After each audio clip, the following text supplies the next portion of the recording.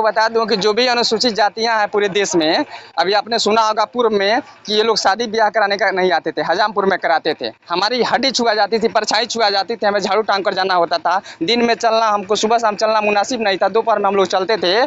तो आज ये मजबूरी में इसलिए आ रहे हैं कि बाबा साहब का संविधान लागू है और हमारा समाज आगे बढ़ रहा है और इनको कुछ पैसा चाहिए था। समाज को ये गोबर पुजवाने के लिए आ रहे हैं ताकि हम, ये साजिश है कि ये गोबर पूज रहे हैं कि नहीं पूज रहे हैं। और ये कहते हैं कि जज मान, अंग्रेजी में कहते हैं कि आई एम जज एक्सेप्ट मी, माने मैं जज हूँ और तुम मान। जब भी आप बैठते हैं तो हमारे बुजुर्गों से पैर पुजाने का काम करते हैं, पाँव धोने का काम करते हैं।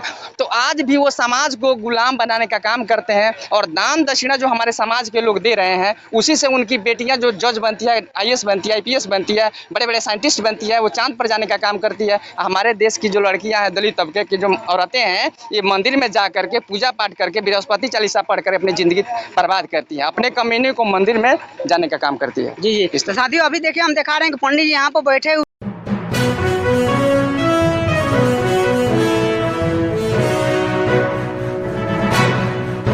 साथियों मैं रजनीश भारती, आप देख रहे हैं महानायक टीवी न्यूज।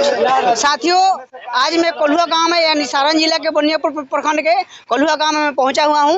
यहाँ पर कुछ अजीब नज़ारा देखने को मिला। यहाँ पर बहुत रीति रिवाज से शादी सत्कार हुआ। यहाँ पर हम कुछ लोगों से बात विचार करते हैं कि ये शादी सत्कार मतलब कैसे, क्या सोचे और इनको प्रेरणा कहाँ से मिला। तो सर स्वागत है आपका महानायक टीवी न्यूज पर। बोलिए। जैसे कि मान लीजिए यहाँ पर बहुत रीति रिवाज से शादी सत्कार हो रहा है। तीन लोग आप लोग कब से स्टार्ट किए हैं शादी सत्कार करने के लिए? अभी जब हम लोग गोपालगंज जिला से बिलोंग्स करता हूँ, मेरा नाम विश्वास अम्बेडकर हुआ और मैं मानता हूँ कि गोपालगंज में जो कुछ एक शादियाँ हुई उसमें हम लोग शामिल थे। तो ये जो अभी संस्कार हुआ है तो बहुत बढ़िया संस्कार हुआ है, क्योंकि समाज में बदलाव भी चाहिए और हमें जो अधिकार मिला है या जो भी हमें जीवन में हमारे बदलाव आई है तो बाबा साहब अम्बेडकर की देन है। और ये जो धर्म की चर्चा हो रही है, हमारा संस्कार है, तो संस्कार में जो है तथागत गौतम बुद्ध का इसलिए धर्म और संस्कार महत्वपूर्ण है कि पूरे दुनिया में इन्होंने मानवता का संदेश देने का काम किया है। और तथागत गौतम बुद्ध यह धर्म देने का ही काम नहीं किए, पूरे वैज्ञानिक थे और महामानव थे। आज विश्व के अधिकांश देश जो आज डेवलप कंट्री है तो इनके धर्म पर चल करके वो चांद पर पहुंच रहे हैं। और हमारा देश जो है इसलिए पिछड़ा हुआ है कि यहाँ से जो बौद्ध धर्म की शुरुआत हुई वो भी बिहार से, हालांकि इनका जन्म लुम्बिनी में हुआ जो नेपाल में है आज की डेट में, लेकिन बिहार जो है तथागत गौतम बुद्ध की कर्म भूमि रही है। वैशाली इनका कर्म भूमि रहा, लेकिन हालांकि बोध गया में इनको इस बोधि वृक्ष के नीचे ज्ञान की प्राप्ति हुई, वो भी बस वैशाख पूर्णिमा के दिन।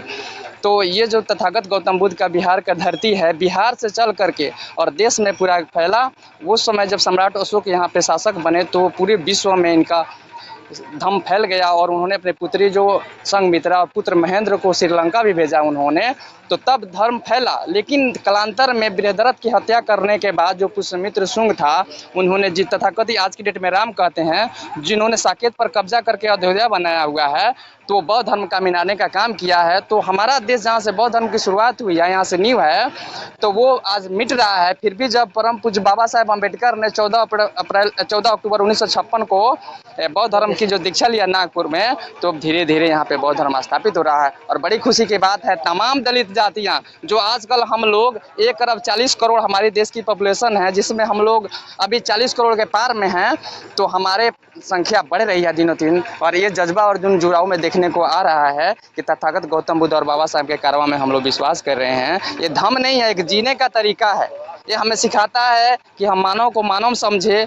यदि कहा गया है कि धार्यति इति धर्म संस्कृत में है, तो धर्म हमारे जीवन को उद्धार करने का एक मार्ग का माध्यम है। ये कार्ल मार्क्स कहता है कि धर्म एक वो माध्यम है जिसके जनता को सुंघाकर मदहोश किया जाता है।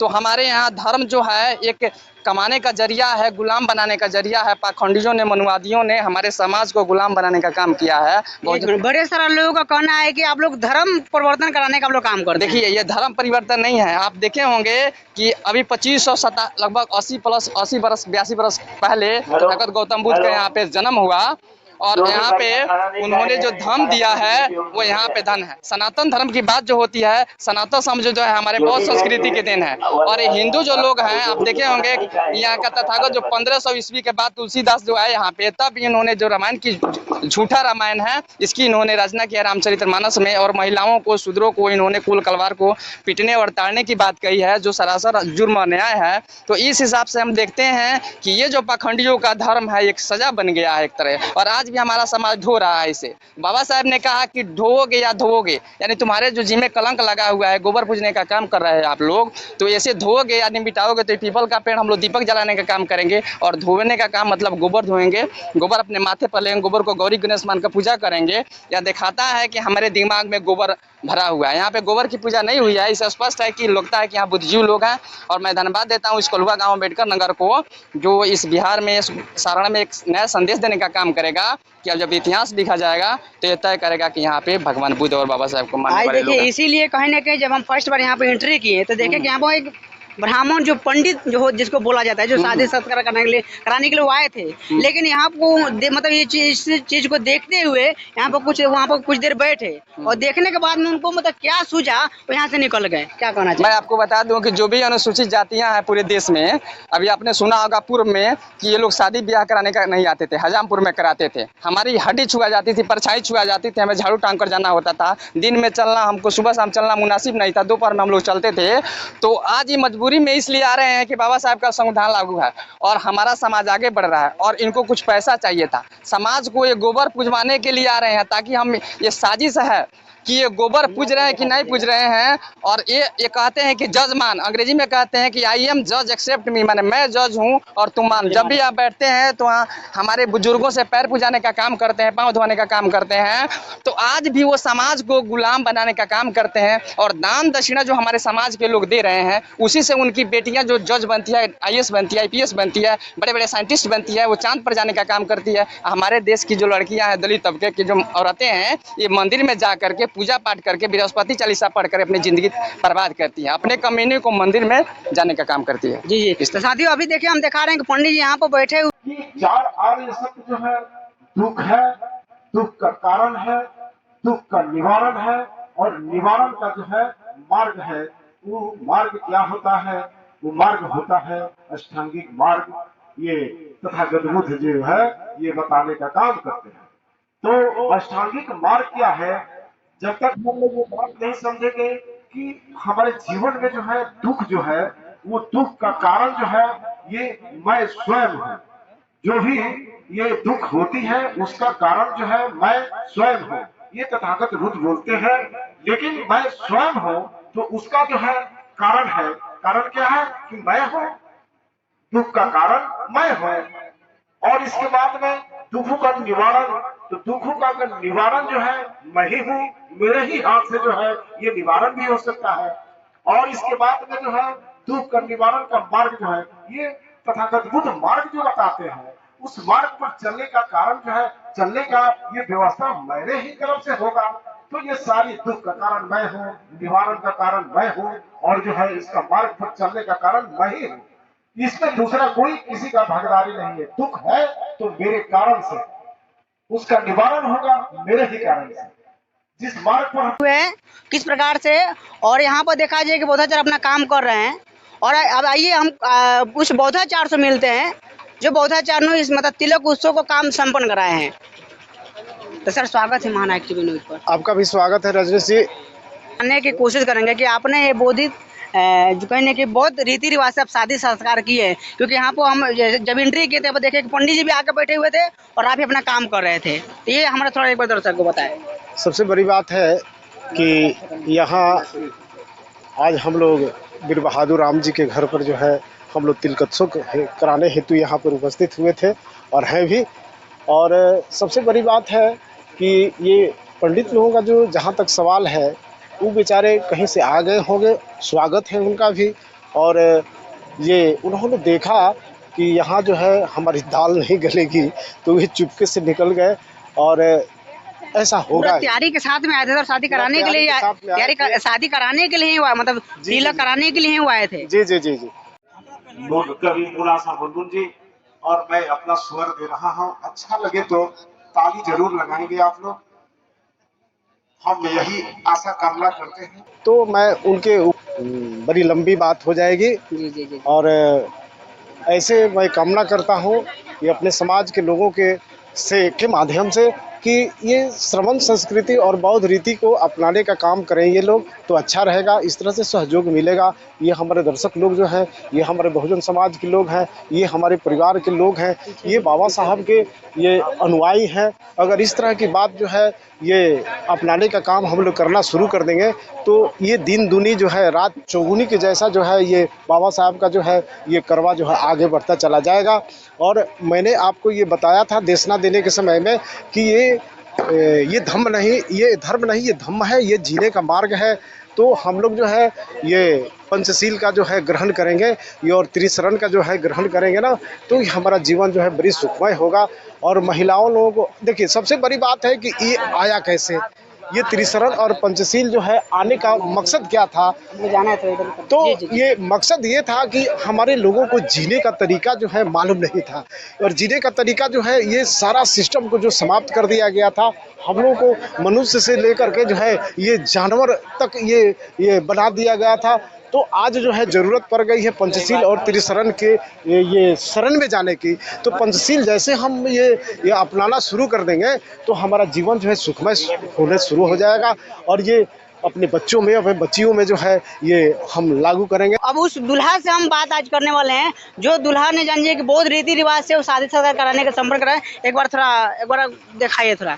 देखिए बौद्ध बिहार में जो लोग बनाए हुए हैं, यहाँ पर हम गए हैं और कुछ मतलब उनसे थोड़ा सा 2 मिनट के लिए बात करेंगे कि कहीं ना कहीं यहाँ बौद्ध बिहार बना हुआ है। और इस दूल्हा से भी थोड़ा सा हम बात कर लेते हैं कि सर स्वागत है महानायक टीवी में। स्वागत है सर। जैसे कि मान लीजिए कि बौद्ध रीति रिवाज से आप शादी कहीं सरकार करा रहे हैं, तो जैसे कि मान लीजिए कि अब बड़े सारा मतलब जो ब्राह्मणवादी लोग है आज कहीं ना कहीं यहाँ पर देखे कि पंडित जी भी यहाँ पर आके बैठे हुए थे, तो कहीं ना कहीं ये आपको प्रेरणा मतलब कैसे मिला कि हमको कहीं ना कहीं हिंदू धर्म में शादी ना करा के बौद्ध रीति रिवाज से शादी कराएंगे, क्या कहना चाहेंगे? सर ये बहुत सोचने और समझने की बात है। गहराई में जाने के बाद हर चीज़ मिल जाएगा। ये ऐतिहासिक चीज़ है, कोई डूबने वाली नहीं है। बिलीव हियर करना है, बिलीव करना है और कहना है। देखिए इंग्लिश में एक शब्द कहा गया, honest is the best policy. उसको समझना है, बिलीव करना है। जो भी हम सामने है उसको एक बारे में सोचेंगे ना जब, तो उसका अर्थ मिलेगा। हमने सोचा समझा, ये चीज़ मिला, हमने उस रास्ते पर जाना शुरू किया जहाँ हमारे बड़े बड़े महापुरुषों गए हैं। बाकी पीछे क्या है आगे क्या है ये हमने नहीं देखा। आखिर वो गए कैसे ये चीज़ हमने सोचा। मजबूरी से गए, गरीबी से गए, अमीरी से गए, कहाँ से गए, ज़मीन से गए, आसमान से गए, गए कैसे, ये सोचना हमारी ज़रूरी है। ये चीज़ को सोचते हुए हमने ये चीज़ अभी कहीं ना कहीं जो लोग पाखंड में मतलब फंसा हुआ है, आप जो कहीं ना कहीं पाखंड से निकल के एक कहीं ना कहीं जो तथागत बुद्ध को वैज्ञानिक भी कहा गया है, तो आज जो पाखंड में जो लोग फंसा हुए हैं उन लोग को आप क्या बताना चाहेंगे? देखिए उनको अगर देखिए जो पढ़ा लिखा नहीं है उनसे तो हम कुछ उम्मीद नहीं रखे हैं, बशर्ते अपने बच्चों को जो है शिक्षा दीजिए। शायद कहीं उनका रास्ता भटक के मिल जाए, जो भटक रहे हैं उनका रास्ता मिल जाएगा, तो एक दिन सब लोग इसी रास्ते पे आ जाएंगे। हम अपने आप को बहुत बुद्धिजीवी नहीं बनना चाहते हैं, बशर्ते जो लोग हैं वो इस पर थोड़ा सा गर्व करें और इसको आगे बढ़ाएं। बहुत बहुत धन्यवाद साथियों। आज मैं उन सारे लोग से मैंने बात विचार किया। देख रहे हैं यहाँ पर बौद्ध बिहार भी बना हुआ है, तथागत बुद्ध और भगवान बाबा साहब के फोटो लगा हुआ है। और यहाँ पर कुछ लोगों से हम बातचीत किए, अब से भी कुछ हम बातचीत करते हैं साथियों कि कहीं ना कहीं देखा जाए कि आज यहाँ पर कुछ लोग हैं, आज कहीं ना कहीं उनको मतलब कैसा लगा उन लोग को शादी सरकार ना कुछ बातचीत करते हैं। जैसे कि मान लीजिए आप लोग बहुत रीति रिवाज से शादी ब्याह देखा, आप लोग कैसा लगा? ठीक लगा। अच्छा लगा? अच्छा लगा। आपको कैसा लगा? अच्छा लगा। आपको ये बहुत रीति रिवाज शादी को कैसा लगा आपको? हम लोग को तो घर में हो करेगा। ऐसे ही आप लोग वैसे ही मनाते हैं, आपको कैसा लगा? अच्छा लगा। तो क्या मतलब ऐसा लगता है कि हमको बुद्ध रीति रिवाज से शादी संस्कार कराना चाहिए? तो साथियों देख सकते हैं यहाँ पर भीम आर्मी के पूरा टीम जुटा हुआ है और भीम आर्मी के सौजन्य से और उनके सपोर्ट से ही आज कहीं ना कहीं तिलक उत्सव का काम हुआ है। आज महिला लोग से भी कुछ बात विचार किए और पूरा बातों में क्या प्रतिक्रिया है एक बार कमेंट करके बताइए।